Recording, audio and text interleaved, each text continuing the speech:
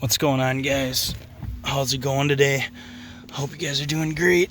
I'm doing just fabulous. I'm working on a 97 F150. Now, originally I'd made a video and reached out to a few friends out on YouTube, and the complaint on this one was that there was no oil pressure, or basically the truck had no oil pressure, but that was according to the gauge. Now, what was going on is when you would put this in drive, reverse, basically put it in gear, this gauge would bounce, okay? The oil pressure gauge would bounce, which was a ground issue, a block ground issue, right? Well, the other thing I noticed when I was testing that, we didn't have an oil pressure issue. This truck's got oil pressure, it's fine. There's nothing wrong with the sending unit, none of that. But we've also got some wiring issues that go to this cluster.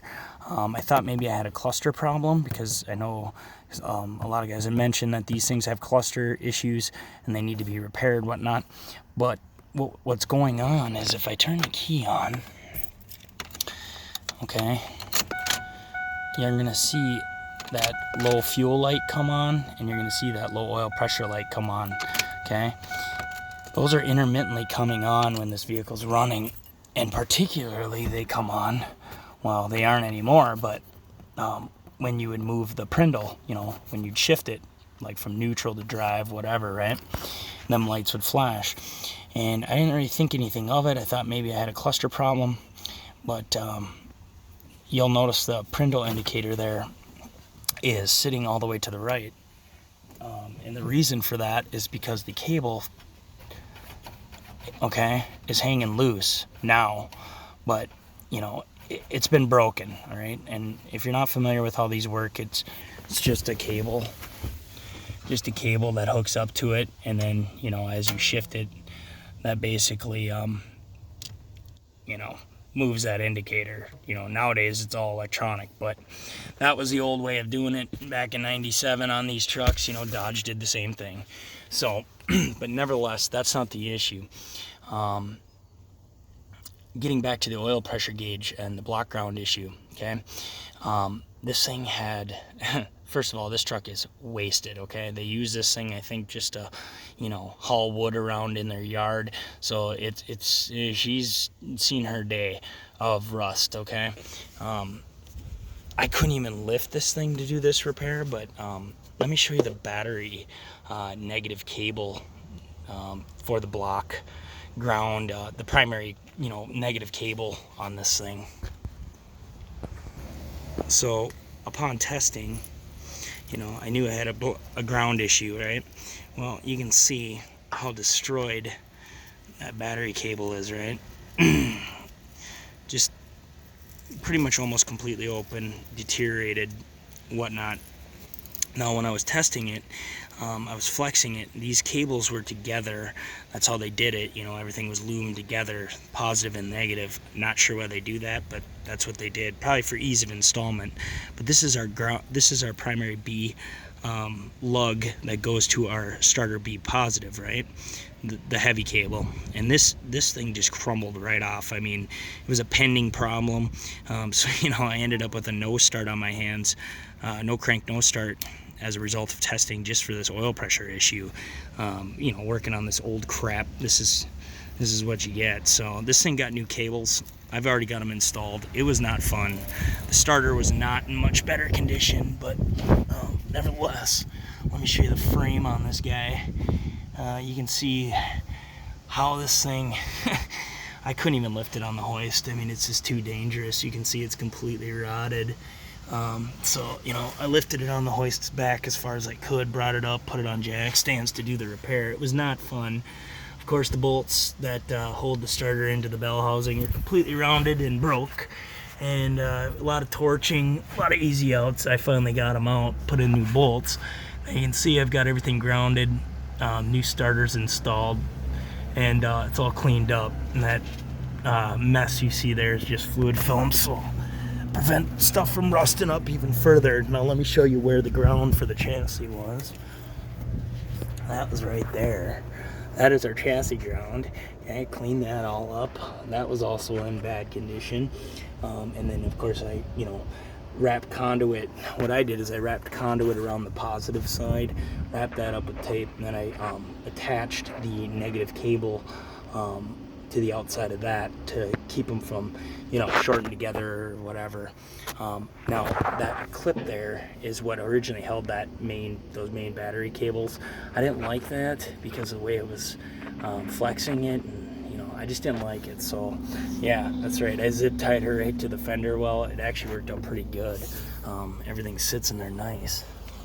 You can see I've got the new cables all wrapped up, new negative cable, new positive cable, new cables going up to the I don't know, the power relay up there's. Everything's heat shrinked and sealed, but wrapped her all up. Hopefully that thing focuses. You can see how it's connected down there under the accumulator there for the AC system, and then runs right down there. Now I'll wrap that up. Since it sits so close to the manifold and it gets so hot there, I'll wrap that I'll wrap that harness down there up with some heat tape just to prevent it from getting hot and stuff like that. So that was pretty straightforward. But what I want to show you is,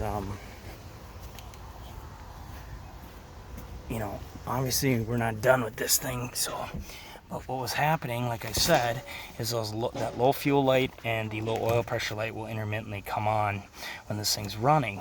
Now I've tracked it down to a loose pin fitment, and the reason the pin fitment is loose is because our Prindle indicator cable that somebody repaired or whatever, they had that thing, forgive me, I'm gonna do my best, but they had this cable here, the little thumb wheel, all zip tied up to right there where that zip tie is on those wires.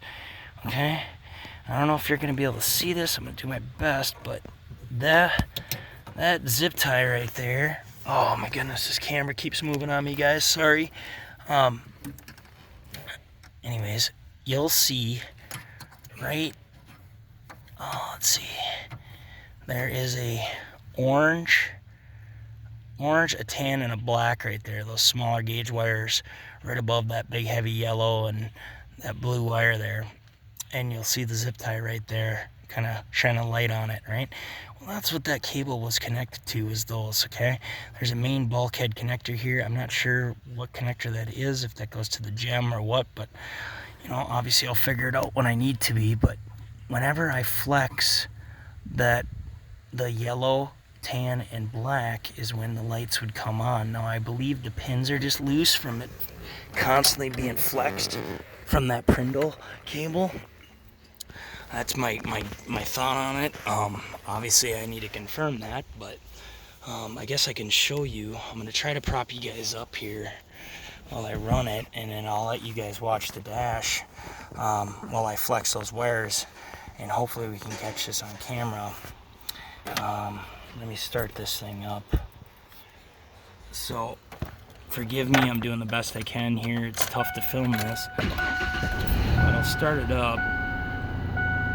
You can see we got good oil pressure, right? I'm not worried about oil pressure on this thing at all. I'm worried about this loose pin fitment wiring issue up here. And let me see if I can find it with my fingers.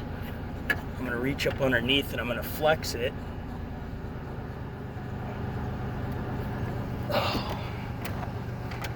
And hopefully I can catch it on camera here as I flex it.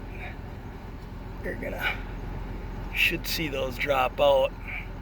Oh, where is it? Where is it?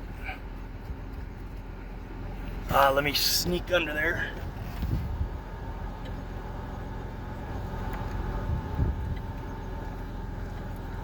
All right, I got my fingers on them. And you can see, once I start flexing them, oh, hold on, I'm flexing. You're gonna see the lights come on. Oh, now it's gonna make a liar out of me. Oh, this is hard to do on camera. Come on.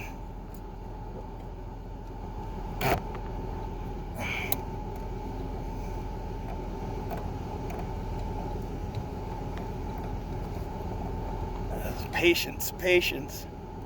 We'll get her to do it. I got to. I'm committed now. Come on, little feller. As soon as I started flexing these and pulling on them, right at that connector, when I was able to get the lights to come on. Oh no, it's not gonna. There, right there. Let me do it one more time. I'm just gonna put a little pressure on it. There. You're gonna see the gauges kind of fluctuate too. So, you know, let me flex it one more time just to prove that I'm not lying here. One more flex. Oh, come on. Now, of course, there. One more time. There. All right. So, that right there is why those lights are flashing on and off. Built-in problem. You know, loose pin fitment right there. Obviously, you know, I'm going to pull this cluster out, do some checks at the cluster too, but, you know, loose pin fitment, kind of crazy. It took me a while to narrow it down. I thought maybe I had another ground issue or something, but nevertheless, yeah, so like I said, this thing is wasted. There ain't much left of her. Why they're repairing it, I'd imagine they just want to, you know, they just want it to haul wood around. They don't really care how mechanically sound it is. I think they're just mainly concerned that they were legitimate, you know, that they're not losing actual oil pressure, you know. And, you know, these 4.2s in these things are pretty bulletproof, so not worried about oil pressure one bit. Not worried about that oil pressure sending unit at any point. I did check that. I suppose I could show you that circuit in case any of you are wondering. Give me a minute. Well, that was a real short minute. I'm not even gonna pull it up, guys. It's pretty straightforward. It's a one wire 112 volt feed that goes down to the oil pressure switch, and then once, you know, the vehicle started and it builds up oil pressure, it closes the switch. The switch grounds to the block, and once that ground, you know, the switch is closed and it's grounded, it drops to 12 volts and you got a gauge reading. But with that loose pin fitment like that, you know, it's going to cause issues with the dash. I had noticed that on my test drive as well, that some of the gauges, some of the tacks and stuff were kind of doing some funky things too. Now, crazy, right? Because, I mean, I thought for sure maybe I had a cluster issue or, you know, some kind of ground problem somewhere else. And to be honest with you, with how old this thing is, God knows what else I'm going to find and what other problems I could actually create just trying to repair this. But waiting on the customer. If the customer okays to go further on it, great. Not worried about oil pressure. Just thought I'd make a video on it. I don't think I have the original video of me checking it, but I'll look. If any of you want to see it, I do have it on Facebook, but I don't think I'm going to upload it to YouTube. Nevertheless, pretty cool, pretty old, very rusty, very rusty. I mean, this truck's not even safe to be on the road, but like I said, all they do is haul wood with it. So anyways, I thought I'd show that. If we get the okay, I'll try to do some more checks and do a follow-up video. So thanks, guys. Take care.